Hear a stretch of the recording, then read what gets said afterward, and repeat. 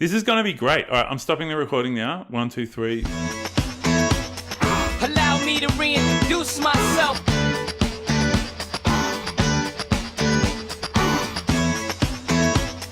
Allow me to reintroduce myself.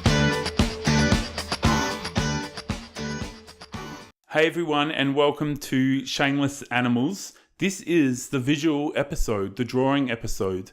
I'm very lucky to have an amazing, talented friend, Dr. Darren Fisher, who's, I think, you tell us where you are. Maybe you're in Vienna right now. And we've hooked up our little chat here, and we're going to go over some video of you drawing and doing different things and just talking about what's going on there. And I think that'll be really worth a listen for people who are either interested in drawing or just interested in the arts in general or any kind of creative production, or just want to see other people at work and what are they thinking while they do what they do. And I just think, like the audience will get so much from listening to you, Daz. So thanks for coming on, man. How are you?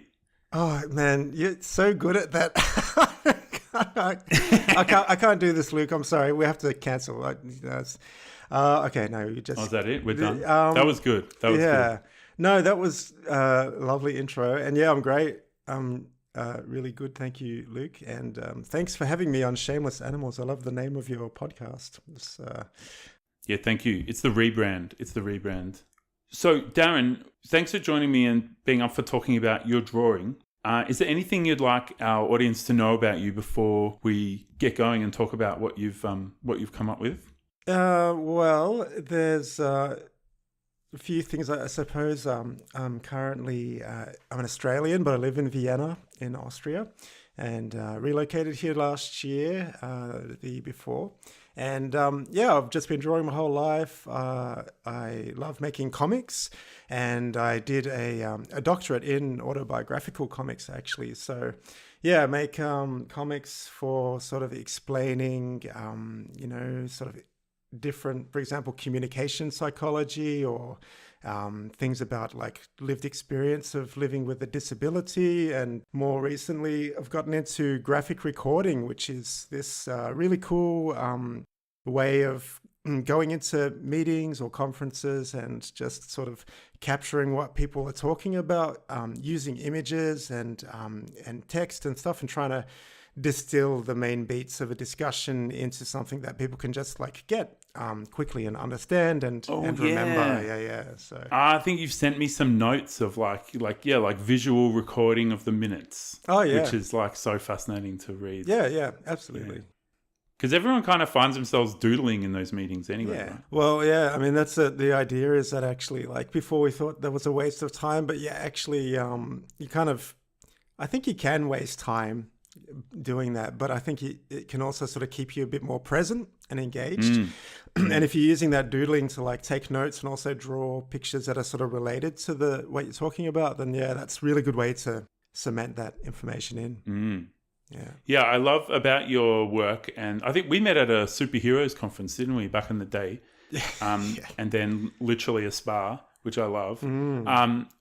The thing I love about your work, like since I've known you, I know way more, I think way more, and wonder and reflect way more on not only what's happening when we're drawing or when we're watching someone draw or looking at someone create something or looking at their work. So like the kind of the rich brain activity, and then the social, like the brain/social stuff that's happening between us around drawing and images.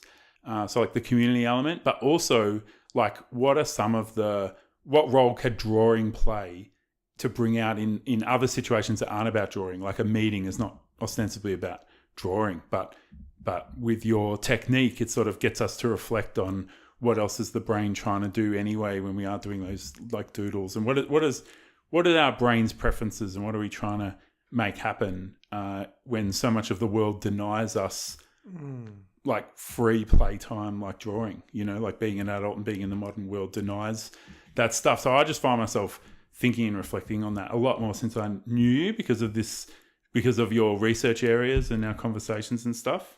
Oh, that's great. I mean, feel free to correct me if I've completely misinterpreted your life's work. No, not at all. No, feel like you wrapped it up quite well. I mean, I think it's good to preface this by saying, I'm not a neuroscientist, not a psychologist or whatever, but like from my own experience, particularly with graphic recording, that it's really hard. I sort of went into that thinking, I've made comics my whole life. I've drawn. There should be not easy, but I should be able to slip in relatively quickly. But it's been a real learning curve because you really have to, like, you're listening to people talk live. So the idea is normally you do it live, and you're creating this map of the discussion. But people, they say a lot of things, and you got to like just listen for the raw core nugget of like meaning, and then just try and come up with the most apt image that just kind of like gets that across immediately. So it can't be too complicated. So like a lot of the times I look at graphic recordings and I think, it looks quite simple and easy, but there's a lot of thinking that goes behind like taking all of this information and coming up with that most, not maybe simple is not the right word, but like elegant or descriptive imagery. So I'm not really sure like exactly what's going on behind the scenes. I know there's a lot of, like there's this dual coding, which I think we've talked about before, where you're sort of like taking images and text, and together the two things are stronger than either one alone. And, for me, it's a good exercise because, you've got, of course, like all of these therapeutic qualities of drawing where you're like just on the surface of it, you're just sitting down, you're taking some time to just like do something away from the screen. So these days I do a daily diary comic on paper instead of the screen. But you get into these flow states, so you get really deeply absorbed in the work, and it's refreshing. And like with autobiographical comics, I'm like thinking about the past and reflecting in these ways. So it's like you take all of that, but then you're also trying to like figure out what these best images are to encapsulate a conversation. And it's actually like this weird mix of relaxation, but also a workout for the brain. Yeah. So at the end, I feel as you're like, prioritizing and sorting information. Yeah, totally. Yeah, trying to like just push to find like, okay, so here's the first thing that comes to my mind, but what can be like a little bit more sort of interesting or fun or like I guess elegant. In German, it's like einfach, like this simple sort of simplicity, I guess. Yeah. What's the word? Einfach, and I could be getting that wrong. I love that. Yeah. I think Germans have said that to me before at pubs, and I've said I'm pretty fucked as well. It might be time to have a big glass of water. Yeah. And so that's like means like the elegance of capturing the idea. It's like simple. Yeah. It's like almost like easy in a way as like well. Design simplicity or something. Yeah. It's just like, it should just, you should just look at this image and just get it, like the thinking has been done for you. It's like the mother bird. I'm chewing up the information for my little babies. Yeah. And then just spitting it out into your mouth, and you're just like, it's already ready to digest. So it's a strange analogy. Fantastic. But yeah. I love it. I don't know if we gained a couple of subscribers from that metaphor or lost a couple, but either way, I'm with it. I'm with it. I always note, like with your daily comics, you have a great touch that make I know it's not exactly what you do, but it makes me think of like the old school like newspaper cartoonists, cool. It's that ability to say something important, say something current, something that's happening now, but to be sort of a step sideways, to be like there's finding humor in it, or finding a unique perspective, or like sometimes humor is just surprise, and it's just, here's a surprising perspective on this matter that you didn't know someone was going to write about or capture this or even mention. But just that ability to play with meaning where things really do matter, and yet have a kind of detached, ironic, playful, humorous take on it, or surprising take, is just a fantastic tradition of like old school cartooning that we don't really have anymore because we don't have newspapers the same way.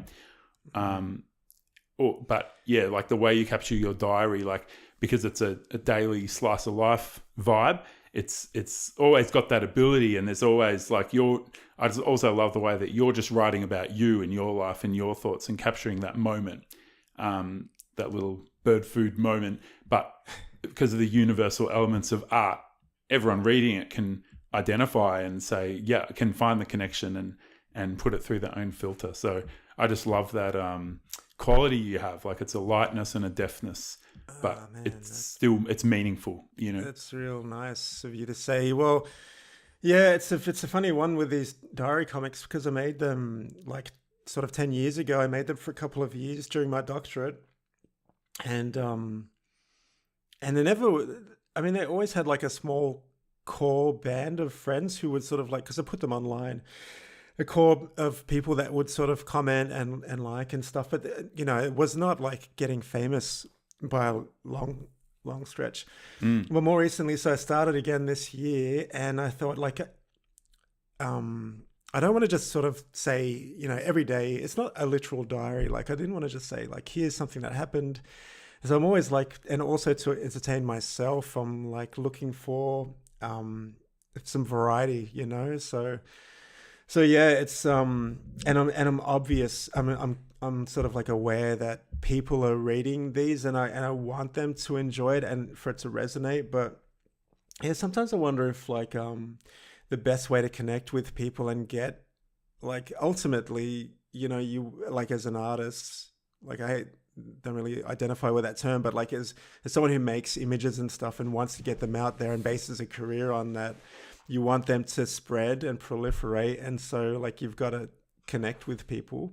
And I think like I haven't hit on the formula yet, but the less I'm finding that like the less I'm censoring myself and the more I'm just like thinking out loud about stuff that's going through my head. And often it's like stuff that triggers like something will happen in the day and I'll be thinking about something upsetting. Yeah. Or, you know, like why did this get more likes than the other thing? Or, you know, the other day we saw a butterfly in the middle of winter and we're like, oh, that's probably not good, you know, like it's just a sign of like, you know, climate stuff. So every day, and then I just go, okay, I'm just gonna talk about something about this on the comics, and yeah, it's fun. It gives me this every day, like, okay, I've got to draw something, you know, on paper, and it's nice. Like I get a lot of feedback now, like, and people are connecting, and then I go, okay, like this.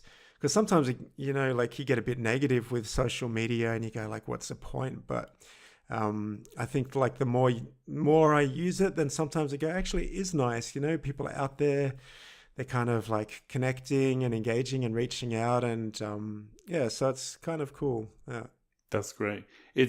I think it's one of the best abilities that an artist of any medium has, which is like having faith in like going inside and internal to just concentrate on their stuff, their perspective, and having faith that it will communicate and connect. Like there's no art without someone to watch it and to hear it and see it and witness it. You know, like it's such a community binding thing or agitating thing, but like the best, like, and I'm still trying to find this as a writer and creator, but the people who create at a high level in my life, they are just fantastic at having faith that their personal thing that they want to do or say will have appeal and it will find an audience and connect out there. But if all you're doing is worrying about the connection, you're just not going to make something compelling, you know. So it's as in so many parts of our lives, like the less we try or the less we think about it and preoccupy ourselves about it, the more it comes to us in a flow, in a kind of, you know, the more we can master things, the less we're consciously trying to think of it. Like we do just need to like ease back and sort of do our practice without overthinking every step. Yeah, and it's like 100% agree. Like for me, that's true. You know, I've got to just sort of, I mean, that's why I did my doctorate in autobiographical comics, like just to talk about, you know, this stuff. But it's also true that if you just want to, you know, reach a wide audience and stuff, there's, you know, it doesn't hurt to pander to like the current trends. And I remember like a guy in the Australian comic scene like years ago just started doing like My Little Pony stuff. And he was he was like sort of well known before that, but then he just exploded. He was getting invited to all the conventions, and he really became synonymous. And I don't know if maybe he loves My Little Ponies, but it seemed like, I mean, it's possible, but it seemed like if that was his strategy, it really worked. But then, I go like, what if I just pin all my horses on the next thing and start making, art that I just hate, and then it doesn't take off anyway. So, yeah, I don't even know. Well, the worst thing would be if it does take off and then you're stuck with it. Yeah, having well, that's to true. keep doing something that you already hated before you started it. Yeah, that's true. Yeah, so it's like balancing, just kind of trying to make sure that I'm staying true to what's inside, and keep myself entertained and enjoying it, but also going, okay, people are going to look at this. I can't just rant about, I can't go full Robert Crumb, and but I also, that guy didn't care.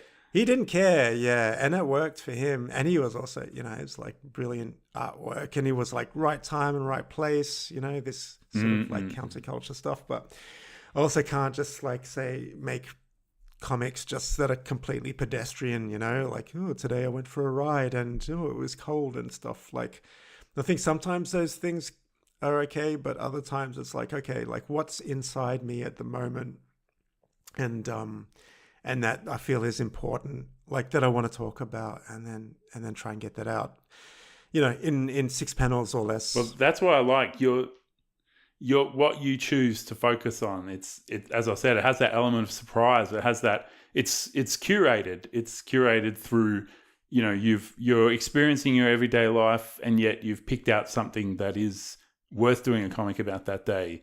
And that's, I can really see like the structure of a great practice there, like and just you've honed your mind. And like when you read one of your comics, which will be showing a bunch that you're happy to share, like while we've been having this convo, and people will be able to see that there's, by doing this and having the practice of it, you've honed a perspective, a view, like probably if I could tell your visual style, but I could probably also tell, like if someone told me about a comic, I could probably go, oh, that sounds like Darren. Right. Like it was like one of these 5 is Darren. I reckon I could pick it. Okay. Yeah. I mean, I also like have this thought that like, oh man, what if I just run out of ideas, but I think when you just say it's a diary comic, it's just whatever's happened that day, it takes the pressure off. So yeah. And then if you ran out of ideas and just started doing the same thing over and over, like someone tragic like Scorsese, like that would be such a disaster. Like I would feel so bad for you if you went the way of Scorsese to just keep doing the same idea again and again. That'd be a real tragedy for your career to wind up like Scorsese. You think Scorsese? Irishman, I didn't enjoy that anyway, but I did not. Yeah. I did not enjoy it. Yeah, I liked it when he was repeating himself with the gangster films. Yeah, I don't think it will happen, but like I just started, like I said, this practice just to like, because I wasn't drawing actually, and I really think that after you moved. Oh, just more recently, like I was only drawing on the tablet as well, my iPad, and then I was like, oh man, I miss drawing on paper. So, but I really think that I'm just writing a book chapter actually at the moment. It's about to finish it off, and it's about like that. I think that diary comics are really like beneficial for people to do, like, and anyone can do them. Like just use stick figures and stuff, but it comes back to, I think, what I was saying about like this power of like distilling sort of things and emotions and memories into images. So like it's good for me, and you don't have to put them online, you can just do them. But yeah, it's a good little practice. And so like think more people could like try it, at least, because everyone's got interesting stuff going on in their lives, and a lot of us don't even, we don't probably like have a diary even at all, so. Well, we were having a laugh about like podcasting, like you had can you tell the audience your joke about the couple on a date or whatever? All right. Well, it's we can show the image. We'll be showing the image right now. But so the cartoon is like a man and woman, and they're in bed or something. Like it's like an intimate moment, and she says, "Oh, say it to me again, darling. Say it." And he says, like, "I will never start a podcast." And she's like, "Ah." So yeah. But I think the reason I mention that is I think it's great to just have an outlet or a form, something you're comfortable with, a way of like noticing your own life as it goes by, like a way of reaching out and connecting with someone else. Like, there's so many different ways to do it. And I think it's a good thing to do. Like, you don't even need an audience. I think it's good to work on your own expression and just have a practice that you do. Yeah. I think that's fantastic stuff. And then learning not to, it doesn't come easily to me, but learning not to be self-conscious about judging what I've produced. That's key. That's key. Yeah. I mean, that's like that's a torture path to hell. Like it's way better not to do that, but it's like the kind of thing that you want to be able to analyze and make good decisions based on analyzing where you're at. But like, for example, I don't shoot video because I'm not good enough yet. So I like podcasting. That's my happy spot. So that took some analysis to be like, yep, that's not good enough. This other stuff is good enough. This other stuff works really well. But I think it's great for everyone to have a practice, especially when like modern life, cost of living, economy pressures, like there's a lot of pressure to the way we live. And yeah, another great thing that comes out of your research is just like the therapeutic element of doing drawing and what it does to your brain and stuff. Well, you a couple of years ago, you helped me with this paper for a journal that I wrote. Was about this topic. Yeah, you really saved me on the introduction there. But yeah, it was about that. Like, because I taught at university for so many years, and I had a few students who like they go through like 3 years, and even students that like led a team in the final year in animation it was, and they led a team, they created a short film, all this stuff, and then at the end they're like, I'm flat, I'm completely tapped out, I've got no more creativity. And I think it was like this constant, like, because we had every week or something there's like reviews and critical feedback and stuff, and and I think a lot of people have that. It's just like it becomes so arresting and completely like like they can't just be free anymore because they're always like judging themselves too harshly. And I think like, of course, there's a place for sort of critical assessment of the work, but I think that comes after, like you've made the thing. And then you have a look at it, you go, okay, what could I do better? And then do it, like try and implement that for the next thing. But if you're doing that, like, if you're like, it's like if you're trying to have a conversation and then you're just like thinking at the same time, oh, am I sounding stupid? You'll just, you will sound, like it's like that. So you have to just go, okay, while I'm making this thing, I'm just going to like let it flow. And then, and then at the end, you can have a look and go, okay, this could be better or that better, but don't beat yourself up. Like, and go, okay, like next time I'll get like a bit better or try something different. So that's right. I actually like that a lot. Just quickly, like working on paper is really liberating because you go, okay, God, I put too much ink down there, but it's there now, so got to live with it. You can't, like that's a nice thing. Like digital, you just go back or you erase it, but with paper you're stuck with it. And then you go, okay, like I have to live with that. How it is. I always make too many marks. I'm never as minimalist as I want to be. Oh, okay. I think that's not a bad I saturate the image a bit too much. But with my writing, like when I'm drafting, I'm not editing. Like editing is, I'll sit down and be like, I'm editing now. But I won't edit while I draft. Otherwise, I'll rewrite the same piece of paper, same 500 words again and again. So you got like two separate stages, like that you break it down.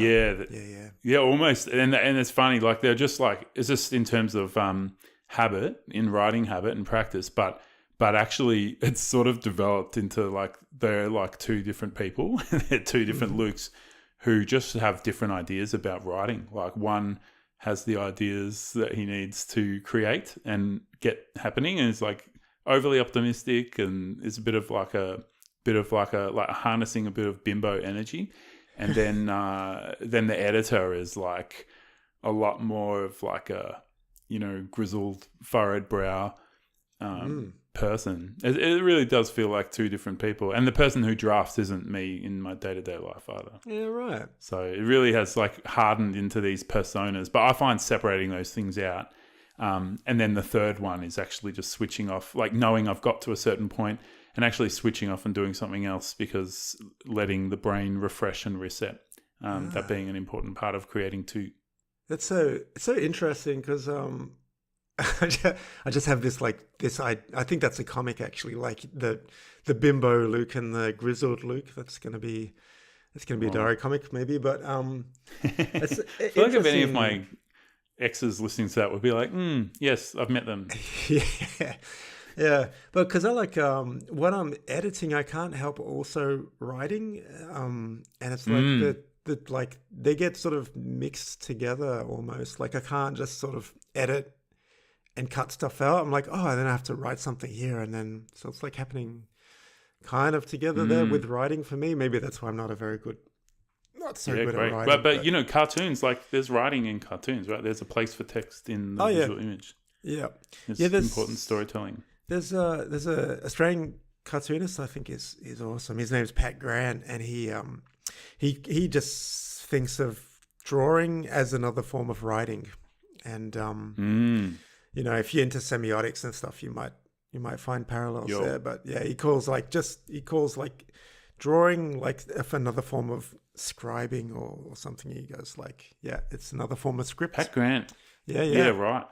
Yeah, right. Oh, that's great to know. Well, Pat Grant sounds to me like the name of someone who should be on like a Nutri-Grain commercial or something. Yeah, right. It sounds like a tennis player. I'm drawing, but I'm actually writing. Crunch, crunch. Yeah, you got to get it nice into his face. Yeah, he did like this really cool comic about his dad, like this relationship with his dad.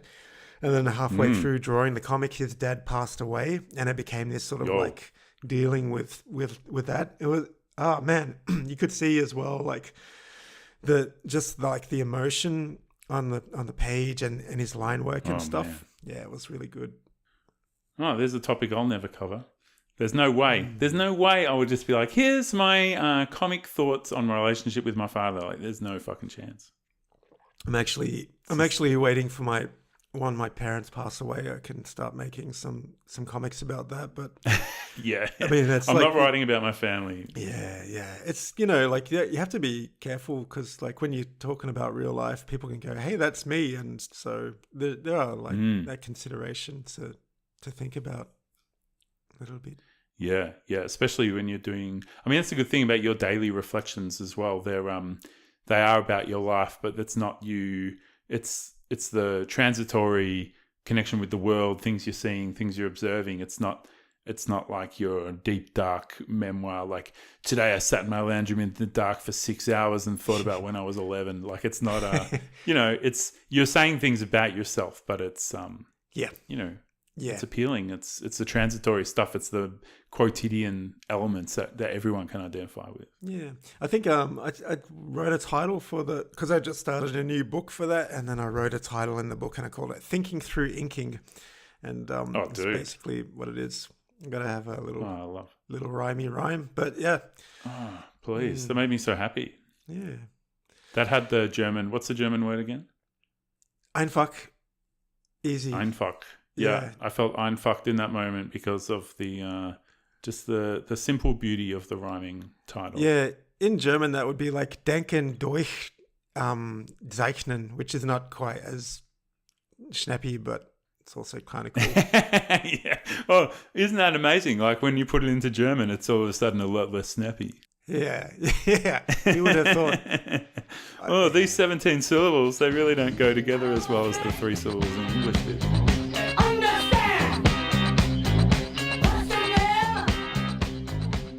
All right, well, that is really fascinating to hear about your creative process, and it's always a pleasure as well to like tell my talented friends why I really value what they do. Like, so yeah, like it's great to have an opportunity, and I think that's such an important thing. Like friends should tell each other why they're good, and we should support each other to make stuff happen. Like, it actually does inspire me. It makes me see myself as a creator. But when I wake up at like 8 o'clock in the morning on Tuesday, I don't really feel like a creator. I just feel like someone who needs to go to the toilet really badly. Yeah, man. So I appreciate it. I think that's a really good conversation to have, and just sort of cover a bit of, like why you do what you do and different ways of approaching it. I think that's fantastic stuff. Yeah, mate, thanks a lot. Yeah, and like, I tell you all the time, but I'm like so inspired by, how you think and your take on things and how you draw together different ideas. And you're always like definitely one of the most supportive friends that I have, and always sort of trying to help me to believe in myself, which is a really beautiful thing. Like, so yeah, thank you. That's great. I'm not even consciously trying that. It's just, I just notice stuff and then it comes out of my mouth and I tell the person. Nice. No, that's I'm not trying to prop you up or anything. I'm not like, oh, Darren's really fragile and needs some support. It's not. It's just like, wow, that I fucking saw that post. Like, that was amazing, and I'll ask you about it. I guess that's why we're friends. Mate. Yep. It's good, isn't it? It's good. All right, man. Let's start this thing. Are you ready to hit play on your little image? So we're going to show a bit of like this image production stuff, and I just think there'll be so much to talk about, and so much for people to get out of it. All right, let's go. 3, 2, 1, click.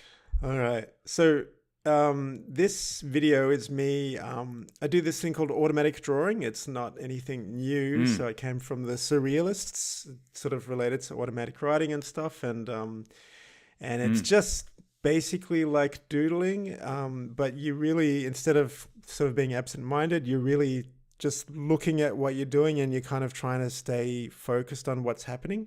And here I'm actually also like integrating, so I'm just like trying to like draw and like experiment with different ways of holding the pen. So, I don't normally... Yeah, you're really defamiliarizing it in your hand. Totally, yeah. Like, just like, and then seeing what comes out. And the aim's not to make obviously not make a nice drawing, but just try and like limber up and like get the sort of juices flowing and and like defamiliarizing. That's a really good point, because there are different ways to hold a pen, and you can get different results from that. So yeah, so this is We'll have to see when you're doing your shopping list if you also had the Posca on the side at the end of the fourth finger there. Or you're like, this is how I do my shopping list. Like, don't judge me. But can I ask, are you when you're drawing it, like my brain is seeking ways to make this representational images. Like, what can I see in there? And it keeps changing and transforming from a landscape to like a more up close, detailed picture, like in a market square or something, or now it's an animal. Does your brain do that, or are you just not there when you're creating at all? Like that. I know what you're saying, and I have done sometimes. Like I'll take an automatic drawing and then just look for like little characters inside. They pop out like usually while it's happening. I'll see different possibilities, and like I really like drawing faces and little characters, so I'll see mainly that. But that's it's like can be used for that as well. So like here I'm just trying with my left hand and trying to sort of get some neural plasticity happening. Yep. And also just like roll that around. So like I'll do something like this, before I start drawing, just like doing sort of stretches and warm-ups before you go to the gym, just get yourself in the mood, and it's works pretty well. I'll do this when I'm driving, Darren. I'll be like, I'm just going to drive with my right hand and like take out a few lampposts and people at a bus stop and stuff. But like, hey, it's just good to, work on both sides of my brain while I'm driving. Yeah. But it's like I can see like a character there now, and I have, like you can get some cool like designs from this, and sometimes you just get complete garbage as well. What's happening that the brain is seeking to make this representational image, like make this image representational? I mean, when it's not, it's an amazing squiggle on its own terms. Like abstract art is fantastic. Why is my brain seeking to find recognizable, stylized images in this work? Yeah, is it like a pattern sort of seeking thing like that? We do that as humans, like we're always looking for patterns, or Yeah. Yeah, I think we are like just hardwired to be pattern recognition machines, like whether it's relationships, food, danger, the environment, a whole bunch of stuff. Yeah. And it's pleasure. It's so hardwired to the pleasure that we experience in the world. Yeah, it's interesting. Yeah, I mean, for me, it's like because I'm always just drawing stuff. So, but here I'm trying to like write the date, I think, and it's like left-handed is just almost impossible. Oh yeah. Yeah. And I like the color that you've picked as well. Like you've picked colors that aren't, they're not the finished drawing colors. It's not like this. It's getting as far away from like an idea of I'm going to do a proper drawing now, and people are going to look at this. It's like no. Well, how about bright red, and then how about bright green? That's very interesting. Yeah. Well, it's just what I had on hand actually, but yeah. Fantastic. So, anyway, are you now on the painting? Yeah. It's beautiful. It's coming in. It looks like a map. Yeah. I'm seeing Greenland. I'm seeing water. But it could be something totally different. So you're really looking for patterns and stuff. I can't help it. Yeah, I can't help it at all. Yeah, creative brain, whatever. But this is like the automatic drawing, but with paint, So I'm just sort of like, and here it's almost like a relaxation exercise, like because this is sped up quite a bit. But really, you have to take the time and just watch these paints like mingle together. It's quite enjoyable, just like as a little sort of, as a way to relax and unwind. I love the textures building up with the different colors, and then I also love where you've kept some negative space inside of the paint. That's really cool, and some splatter effect. I love that. That's very interesting. Yeah, and you just sort of like you're just seeing what happens if you add some blues and you add some greens, and often then I'll get to a point where I'll go like, all right, I want to just sort of like mess it up almost, and put in colors that shouldn't go. And, make it change. Just like how. What's the best way to mess it up?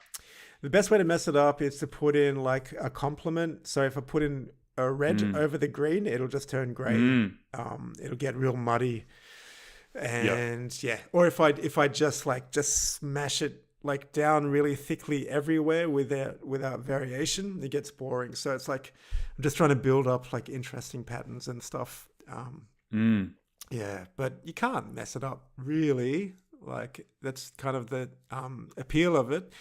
And, absolutely. And it's a nice way to... Yeah, I love the yellow you're adding. Yeah, little accents, So I'm sort of, like, trying to build on, like, colour psychology, colour schemes sort of stuff, like, build something that's pleasing to look at.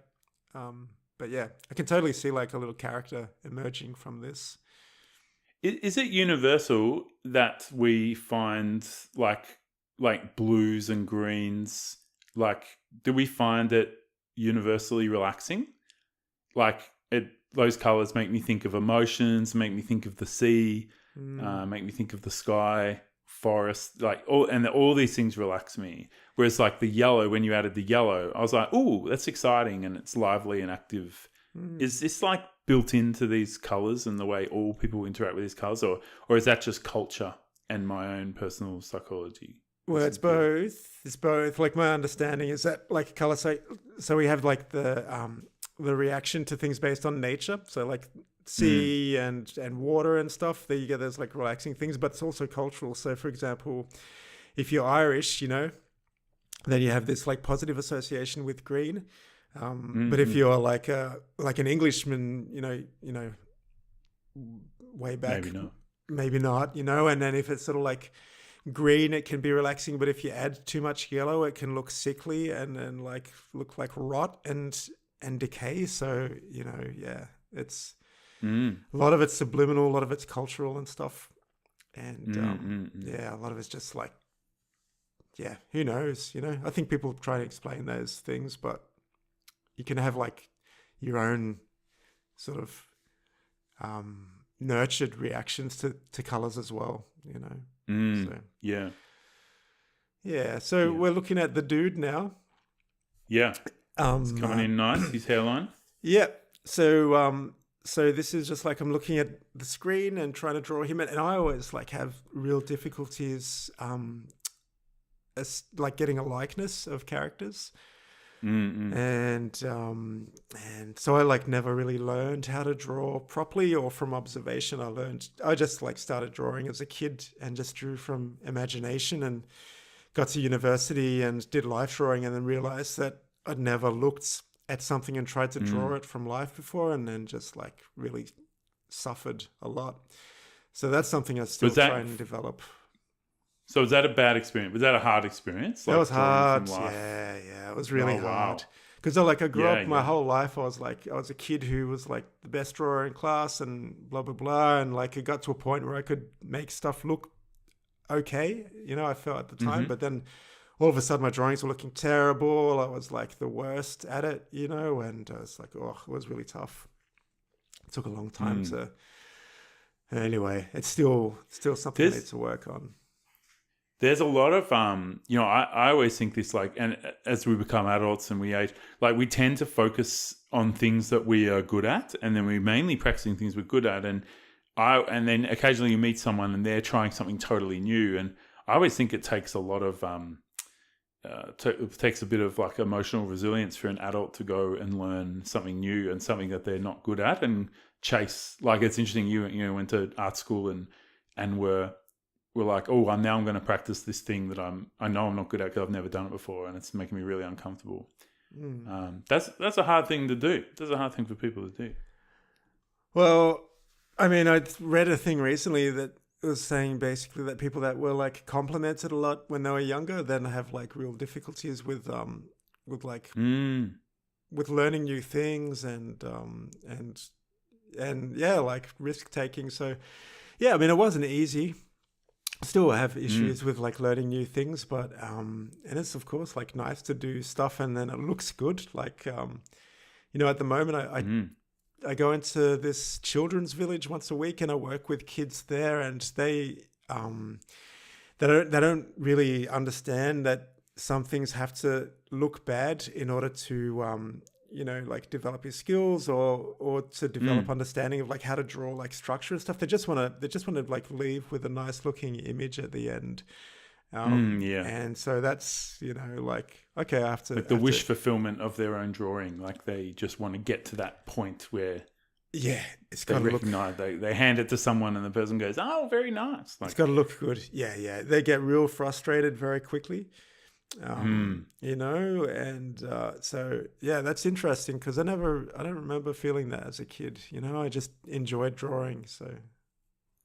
Yeah, right. I love you're like on this picture, you make tiny details. When you added a tiny bit of emphasis on the right side of the t-shirt, like the shadow of the t-shirt lip, like it brought it out so much. Like you just add a few lines or a couple of marks and it really changes and either increases the depth or just really transforms the area. Like is amazing. Thanks, man. Yeah, when you chuck in this background color as well, like it makes it all go cosmic, and this is incredible the way this thing's taking shape. Yeah, cheers. Yeah, I remember watching a watercolor painter one time. He was doing a portrait, and he was so slow, but it was like every single brushstroke was like, oh man, it was just like putting a puzzle together. So yeah, that's a nice thing about digital. You can play with these effects and stuff. But he turned out pretty good. This guy actually, it's a very interesting face.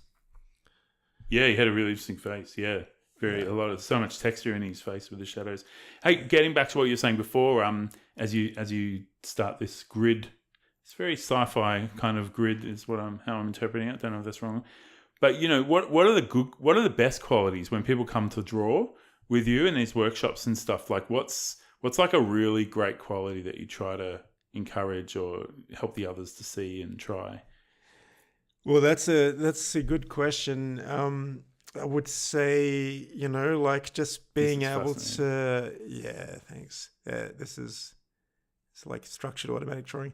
Yeah, I think just being open to being like uncomfortable and going, okay. Like I remember like coming back to this when I was first like learning life drawing. At one point, I had to leave. I couldn't handle it, and so I had a lot to learn, but. Yeah, it's gonna be hard in the beginning. Like if you haven't drawn, like you're not going to make beautiful stuff straight away.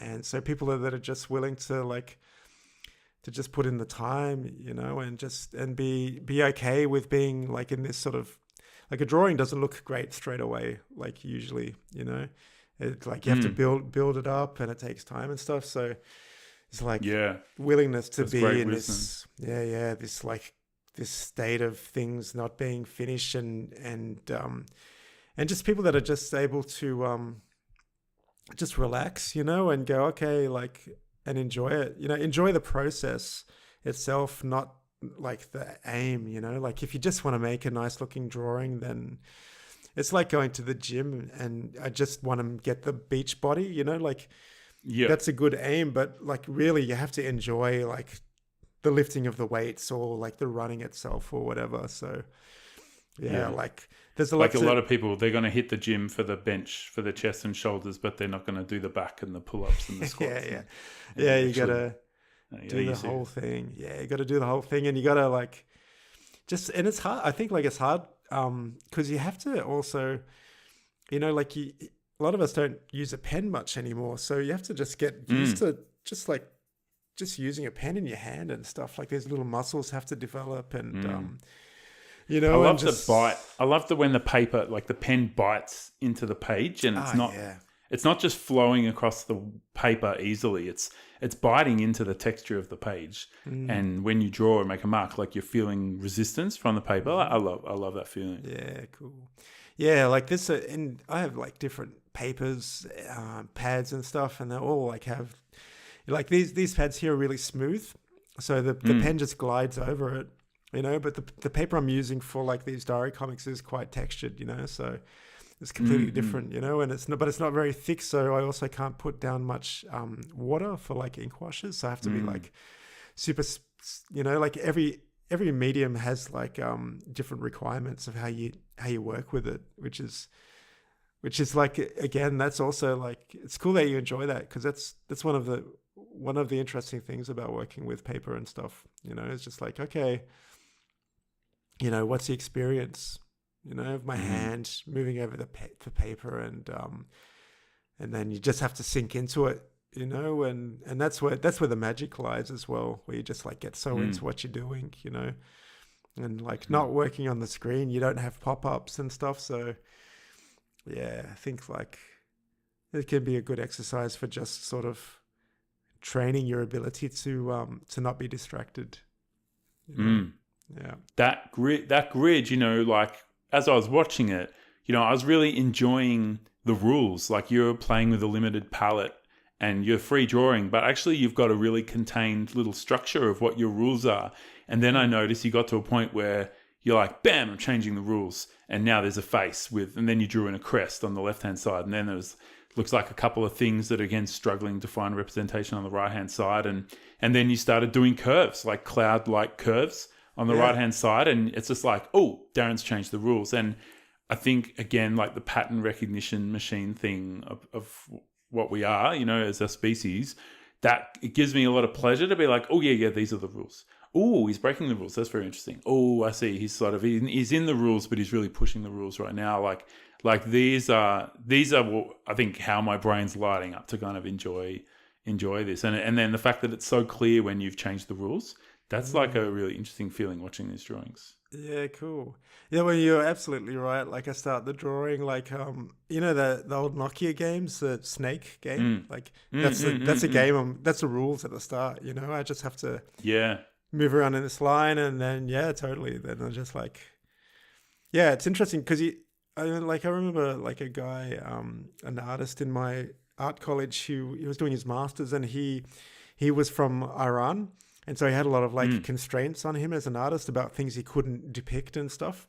And he was talking about how useful that was for him to have all of these rules, all of these constraints, like he found it kind of like difficult when it came to Australia. He's like, all of a sudden I can make art about anything. So Jesus, what am I going to do? But before he had such a limited palette, it was actually kind of liberating to have that. That was my whole childhood was like, I can draw to a really high ability. I can draw, but I don't know what to draw. I never know what to draw. And I needed someone else to tell me what to draw. And then I'll be like, yep, cool, I'm going to draw that. But I really was frozen with the choice to do anything. Yeah. Yeah. I was big on superheroes as a kid, so I've got Mm. hundreds of pages of like superhero adventures, Oh you yeah. know, and then always like I would have just like a story, you know, and I'm like, okay, that's what I'm drawing. I'm keeping the story going, you know, like That's great. yeah. I think I was too I just questioned myself. I divided up that drafter and editor. The editor was too big, going, wait, that's dumb. You sure you want to draw that? Like just that doubting voice and backing yourself to just keep creating, which I get better at as I get older. But even now, like I've got a painting on the go that I've had for like 2 years, and I've done like the undercoats and stuff, and I really just don't know what to do next to develop it, like the next level of detail to kind of keep bringing it forth. Yeah, But, yeah. yeah. That's It's why I really admire people who just are following their nose and not getting hung up and stopping like that. well, you know, sometimes you just have to you just say, okay, it's done, and now go to the next thing. You know, like if you're stuck, then you go, okay, maybe it's done, maybe it's finished. Yeah. So yeah, it's. I mean, it's. I don't really paint, except for like playing around and stuff like this. But you This know, has gotten really epic. This one, so this is an example it's where heady. I really just am trying to mess it up. You know, I'm Yep. just going too dark. You know, I'm like mixing colors that shouldn't. That Ooh, not yeah, really that green, playing. devastating. Yeah, not playing well together. Love And it. yeah. So you know, but it could turn it into like a little cosmos or something. Yeah, it's again. So like this is now. There's like that corner is just too muddy. It's like okay, I've messed that up. You know, so it doesn't matter. But now here, yeah. That's very interesting, man. Watching it just react and just do stuff. Yeah. Yeah, I love it, you know. And this is something like you don't need any skill to do this sort of stuff. You can just you know, like So anyone it's can. almost like the skill you need is kind of wisdom to just keep placing marks, right? And try something else, not think about it too much. These are sort of like life skills. Oh, It's interesting. not like a technique. Well, it's yeah, like it helps like me, you know, if this was something that I wanted to put on a canvas and like sell or whatever, then I wouldn't be as experimental, but it's like this goes in the bin when I'm done with it, you know? So it's like it's just completely just a warm up exercise. It's just completely like, you know, how terrible can I make it, or what can I learn through pushing, you know, the edges. And hopefully like some of that stuff, and even like the way the paint like mixes, and like, oh, I've put a wet It's spot, wild. yeah, next to where it's wet before, and then okay, like you get these little channels that form. Super interesting, man. The way that runs through and bleeds through, like the way that green pushed along the left-hand side down the bottom there, that's really fascinating. Yeah.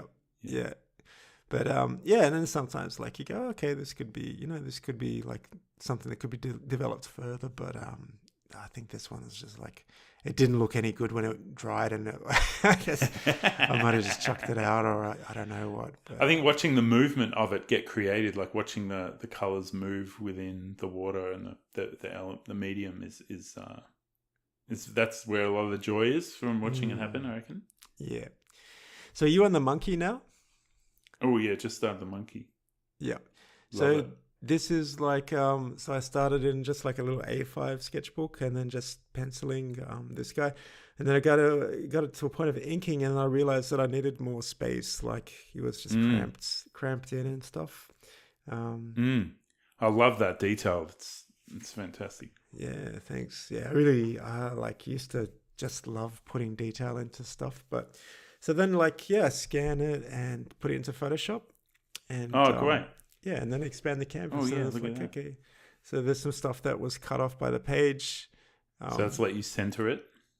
Yeah, I can center it. I can add more canvas. I can like, you know, like at some point I think like his left hand is like way too cramped. So if I had more space, I would have like, you know, so the page really sort of like constrained the image there. So now I go, yeah. okay, can I have some more space to breathe? I think I end up repainting that arm entirely. Mm, So just yeah, I love that's the great. What are you monkey. thinking of the background that you're drawing in? What are you trying to put him Um, on? is it like on a rock or something, like a mountain Mm, top kind of thing, you know? So, mm, but yeah, mm, I'm mm. playing with different stuff. But because the way his feet are positioned as well, it's like okay, you know, that's also going to determine um where it can go, you know, like so yeah, I have to make this multi-ledged thing, and then I don't know where that Oh, came that's from. cool. But you see the That's arm, I had great. to redraw that as well, and Yeah, yeah, yeah, yeah. yeah. So Yeah, sort of balance it up more.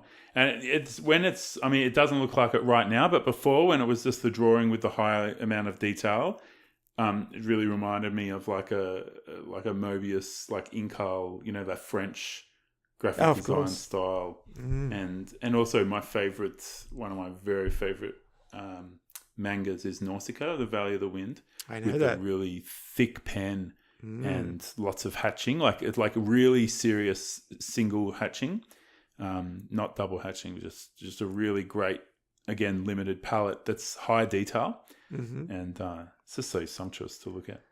Yeah, well, I love that. Like you can really enjoy like that is just like hatching is also quite kind of meditative, you know, if you're just Oh, like just yeah. doing this like it's like the rules, you know, you just go okay, like line after line after line, but at the same Mm, time you also like you can't just do it absent-mindedly because you have to think about like the lines are describing where the shadow is and it's also describing form as well, so where the form is like mm. meeting the light and falling into shadow. So it's Yep. like you know, it's again one of those things that's kind of like meditative, but also like you have to stay switched on. Mm-mm. You've really killed your darlings with this monkey picture. Like it looks quite different, and you've tried like I think you've tried like 7 or 8 or 9 different ways of direction to go in Yeah, with yeah, this picture, and you're just not afraid to say yeah, no, no, like back it up and go again. Which you know that term kill your darlings. yeah. You You gotta can't kill fall him. in love. No, you Yo, can't. Yeah. yo. So You I can't think fall in love with your it's own work. You got to stay. nah. Like that's what's amazing. You're able to keep that mindset. Well, it's like just I don't even know. Just like go like no, it doesn't look right. Try this. You know, I wish sometimes that I could find you know the right thing straight away because some people say they have like an image in their mind and then they're trying to get that, but I rarely, Yeah, that if happens to me ever, sometimes. yeah, I don't really have an image in my mind. I'll just like start drawing and then see what comes out. You know, so That's great. yeah, Well, it's that's just great because I do see the image and I'm just tracing it. People go, "How do you do that?" I'm like, "Oh, well, I'm just filling in what I can already see there." But it makes it harder to re-envisage and do what mm, you've done, which is go back to the well like so many times for this one drawing and really experiment. Like when you put in, you like decrease the detail on like the thigh and the other leg, and it just like now you've got a contrast between lots of detail in parts and then a less detail on a plane, and that's just so dynamic. But I would have been too in love to really try that. yeah. Amazing. Well, I still have the pencil drawing, so it's not really lost. But yeah, like you see, like now at the end, there's nothing really left of the original drawing. But Yeah. it Wow. was a good prompt to get me started. And I Mm. got like you know, there's some things about the pose and stuff that are still there, but Mm. I can Right, and spend a you've lot gone of back and forth so many times. Like, is he holding his magic pole, or is he leaning, and is his tail wrapped around it, or is he leaning against like a much thicker pillar that's like an object, part of the environment and background? Like, it's just fantastic the way you've gone back and forth on that. yeah. Well, I'm glad you think it's fantastic because to me, I think like, oh God, can't you just what's wrong with you? You know, just get it. So but eventually, you know, and then So, what are at you the thinking end. when you're doing this?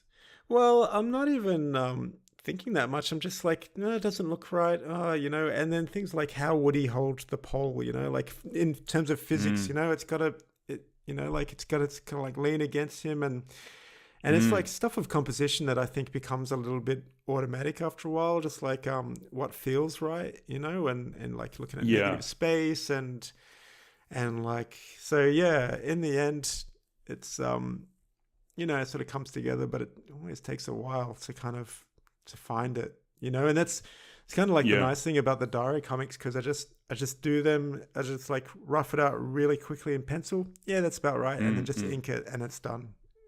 So we get some types. So we've become, it's like enculturated types. Like whether it's like if it's a superhero comic or if people are into anime, there's particular, like there's particular poses and there's a way that bodies look, right? Like there's poses and it's completely stylized. Like people don't fucking flex like that when they're having conversations. They just don't. It's like in daytime soaps. Like people are constantly turning their back on each other and hiding what their face's reaction, and then one person will turn and face them, and then the other person will turn, and then there's 2 episodes of that, them facing that way. That's like it's just like this accepted stylistic way of understanding bodies and different mediums. But if you were talking to someone, like, I actually think I did have a partner once who would do the old turn, like the dramatic turn away or whatever. Man, like, am I in a soapy right now? What the fuck's going on? Quite funny. But because out of context, it's really weird. But, it's the same, like superhero comics or anime or, like there's like a shorthand to that we get, isn't there? I mean, even on like a close-up on film, it's going to be the golden rule. The face isn't going to be centered. It's going to be off-center by a third, and they're probably going to like cut across the forehead. Like you're not going to see the top of their head. That's how a close-up happens in a movie. And we got used to it on a 4:3 TV, and then we got used to it on a 16:9, and then you've got the cinematic layout for really. And if it's a really long, thin, I don't know what the dimensions are on a film, the frame, then it's prepping you for lots of landscape shots, lots of beautiful scenes and pans and stuff. And it's probably going to be some kind of prairie or mountain valley or something. Like we just develop these types. I think it's quite interesting. Yeah, they become normal. There's this there's this sort of vertical video sort of thing. I don't know if it will take off. You see it on your phone though, of course, but like for like cinemas where it's in vertical, layout, that's and then wild to me. That's so wild. Yeah. Like what kind of like it just reorients the entire cinematic language, like all of those things that you go like like reverse shot should be framed like this. It's like, okay, no, it's like we're doing full bodies or we're doing half a face or, What do you think of that? What do you think of it? I mean, it's I think quite it's an got innovation. Yeah, it's innovative. Like it's got a place, I guess, for certain type of films. I suppose there's people that are playing around with it, and like I don't think it would take over cinema altogether. But I think that could be certain sort of things like But there's lots of videos that we see like on social media now that are vertical, and you just that's happening. So it's just happening. creeping in, just because of the format of the the viewing devices. It's that kind of like stylistic disruption. It reminds me of I've got this uncle, and every time we go out to dinner, he complains about modern American cinema, the naturalistic sound.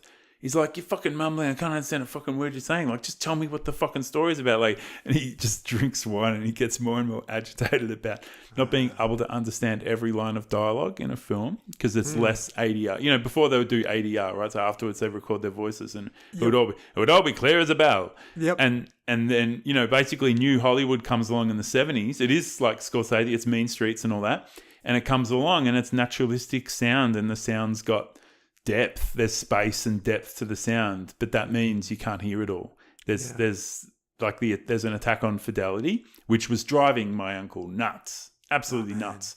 And I reckon like that screen, like if people are going to make content in that like portrait screen, like people are going to reject it. Like some people who can't be interested in it, they're not going to be able to cope with the trade-off. Like, it was just so funny to listen to his mind in complete rebellion about sound. Yeah.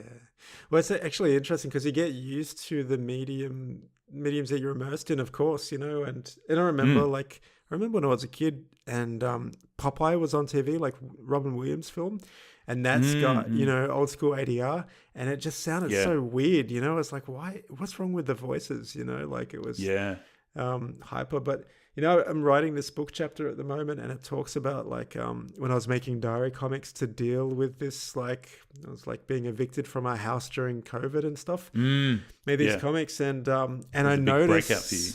Yeah, it was. And I mean, like a lot of people could just say, yeah, I've been stiffed by like real estate and Can people still landlords find as that? well. Was it on the Drum Online? Where people go and find It's that? on the ABC, ABC? News Radio National. Yeah, I could put a link Oh, in you go. the Yeah, show yeah. notes, but So do yeah, ABC kicked Radio out, National Darren kicked Fisher out. Yeah, kicked out during coronavirus is the name of the kicked out comic. during Corona. Yo. But so halfway through that, I noticed that like the story like that I was making, which was just like, this is what happened like a couple of days ago and I'm catching up, whatever. It was mimicking this sort of like traditional restorative 3-act structure, you know? I'm like, holy shit, right now I'm at the hero's lowest point, you know? And we've just had, you know, like all of these points, I could map it towards to like this sort of like, you know, these key beats and like I write about this like, is it serendipity or is it just me going like I've just ingested these stories my whole life and I'm looking for these, you know, like these patterns and just like this is what I'm focusing on. Yeah, you know? fascinating. Or is it also But that's when you because- knew you had a story. You're like, Yeah. now I know I've got a story because this is changing on me. Yeah, totally. And I was Like this beat.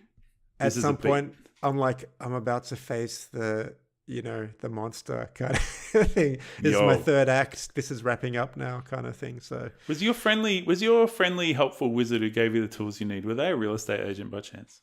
that was actually, it was a, like a Was parliamentarian it family? guy. No, Yeah. it was like a minister dude we called up and he then that's right. said, That's right. just what you should do is see a doctor and then get a, because like for the listeners, Right. my wife's sort of like immunocompromised and we didn't want, like it was the start of COVID. We didn't want people just walking through the house and like breathing on us. Yep. We didn't know. So he's like, just get a letter from the doctor to say like people can't come in. And then that worked. And because we had so many struggles with the real estate agent, like sort of arguments and like, oh, you know, we have a right to come in. We're like, we've got a right to, you know, be sort of in peace and stuff. But yeah, our wizard was That's your wizard. That's a incredible. nice, lovely gentleman, like no doubt a busy man, but he took his time out for us. One of his Now, constituents. if you're listening out there, tell me when you didn't hear that beat in the story and you were like, wait, who was the wizard? I know about the wizard character. They come along and help and offer advice and maybe some tool or magic item. And I'm proposing it's a real estate agent because it's about finding housing. But then you're like, no, it's a parliamentarian. Yeah. Like it's, that tell me that you didn't. You're listening to that story for the first time. Tell me you didn't get a little thrill, like a little pattern recognition thrill of like, oh my God, like that's a defamiliarization. Like we all know we can call our local member, but once we see it in a 3-act story, it's like the joy of like, oh my God, the fucking sitting member was your wizard. That's totally. There's something cool about that. Yeah, they're you know that. Like he couldn't really do anything because like the laws had not really changed in pace with, you know, the pandemic, which was quite new. But he I mean, that's what they're there for, you know. And we so like the real estate agents were like the antagonists. They were like, you know, they were not on our side at all. But no, like that's what you do. Like you when you're in trouble, you look for these helpers and, you know, wizards and stuff. And totally. When you were talking about before that, about patterns, things that you like because they were established early on. I was going to say to that, like, that's why I love single hatching. Like, because I got given I found a Nausicaa volume that wasn't part of the movie. It was part of the story that wasn't in the movie. And I'd seen the movie. And once I saw that in the original art, like, I saw it as a teenager and it made me... And because I couldn't get it. I couldn't just go out and get it. So I just kept finding like Akira or Nausicaa in bits and pieces of the story and trying to piece it together. Mm-hmm. And the hatching style of the Nausicaa comic, it brings me simple joy, like because of what it was to me back then. It's now like intersected with, no pun intended, it's intersected with my kind of development and kind of my emotional safety as well. Like, why was I reading comics then, and what else was going on for me? It's just fascinating. I'll for my whole life, I will love single hatching. You know, not cross hatchings. It's got to be single hatching. It's very precise. Okay. It's got to be a thick. It's got to be a thick mark as well. Like it can't be some light fucking mark. Yeah, It's just so weird how I've attached I've got these stylistic preferences that really just come from, like, they're autobiographical. You know, it's weird. Yeah. It's irrational. Yeah. Well, I mean, yeah, it's like interesting how all these sort of, I mean, for me, it's, like there's an album by Faith No More, like King for a Day. And when I was reading, that's great. when I was like, I was reading this novel at the time that I was listening to this. And anytime I think of hear the music, I'm taken back to that story, and, yeah, I wonder about, like, I often think, like, if I was a kid or like growing up now, I probably wouldn't draw because, like the lure of, YouTube and Instagram and stuff, you just spend your whole time consuming content. So I just wonder, like we had such a limited palette of influences when we were a kid, and what people coming through now. But this has changed as well. Like I remember, like, for my job, I was like working from home and I was making something on Canva, and like my kid's like, oh yeah, Canva, yeah, me and my friend, we've been using that for years. Like, I'm like, really? Like, what have you, show me something you've made? And she just showed me all these things she and her buddy had made on Canva and just flipped back and forward to each other from like grade 3 on. Yeah, right. So whereas I'm an adult, like click, like trying to struggle through. And she's like, oh, here's some shit I did when I was 7. I don't even care about it. And I was like, wow, like that's that ease of technology. It's only possible, like they're using Canva mobile in grade 3. That's mental. Yeah, but also like I'm finding the kids in this Kinderdorf like really are not comfortable with paper, and so like I always take with me like my iPad Pro and my iPad Mini, but I don't get to touch them because the kids are always like, oh, can I draw on this? And then they're like taking turns and just love. But I also notice like when they're drawing on these things, they're constantly erasing. They're drawing, they're erasing, they're drawing. So like there's something about drawing on paper and being stuck with it as well. And then they're like frustrated. Yep. That's like, okay, I don't know if it's good that, if you like have this Control Z, mentality. I don't know. I sometimes, so many conversations at parties, I've been like, you know what, let's just Control Z that last 2 things that I did. At first, I didn't know I was going to go down this path. Now we would both agree that we wish the conversation hadn't gone down this path. Let's just take it back a step. But that's not really how life works. No, it doesn't. And it's tempting, like, and if I'm working digitally a lot and then I switch to paper, I don't know if you've had this, but I'm like, I find this like part of my brain that I make a mistake and then like there's this like involuntary neural twitch to a Control Z. I was like, I can't do it. Oh, it's not there. Well, I don't recognize that from switching my drawing. I recognize it from social situations. Okay. Yeah. I think I think that's everyone can relate to that. It could be. Yeah. That's totally. Well, that's amazing, cool. Man. And we've got. So tell me where you got up to with the monkey drawing. Like, how did you decide? Like, bam, that's it. I mean, I guess at some point it just was like a combination of like, I'm done. I couldn't be bothered, and I can't think of anything else to do with it. And anything else that I'm doing is not making it any better, and so that'll do. You've sort of simplified, haven't you? Like, you've taken away. It's interesting. You've actually, by developing the drawing, you've developed the drawing by taking away a lot of the detail and really just being selective about where that level of detail is. Yeah, and then I love the high contrast on the cliff and everything. That's great. Yeah. Well, actually, stylistically, I didn't like create the same style to the cliff as to the monkey, so it's kind of like not doesn't sit together properly, but it becomes more in a finished drawing about like the composition and the shapes and how it sort of clicks together. Yeah. So. Yeah. But amazing, man. Yeah. Thanks, mate. Yeah, it's good fun. So, What were you going to say just now? Oh, just that like it's just. Like you gotta satisfy this part of the brain that just wants to do heaps of little details, and then the other part of the brain that's like, okay, it just has to read as like a finished picture. But like, I love to still like to draw Batman sometimes and do this fantasy stuff and mix it up. I love your fantasy stuff. Thanks, man. Yeah, I still enjoy to do it, but my wife doesn't take me seriously when I do that, so I have to make her happy as well. As opposed to all those wives who do take their husbands seriously. Yeah, that's right. It's just a lesson in constant self-effacement, like not self-effacement, effacement from the other, isn't it? It's just that's what a marriage is. Yeah, it's support and sense checking and stuff. So You bet. yeah, You bet. I'm being very facetious. yeah. But I think, like I'm really trying to generate my sense of play. And like no person that I've been interested in or dated would be up for it, because it's actually my personal journey. Like some of the things I'm best at are things that my partners have hated about me. Like I've never had a partner who appreciated basketball and wanted to come watch a basketball game, or it's just like, oh my god, you're going to do basketball, and Jesus.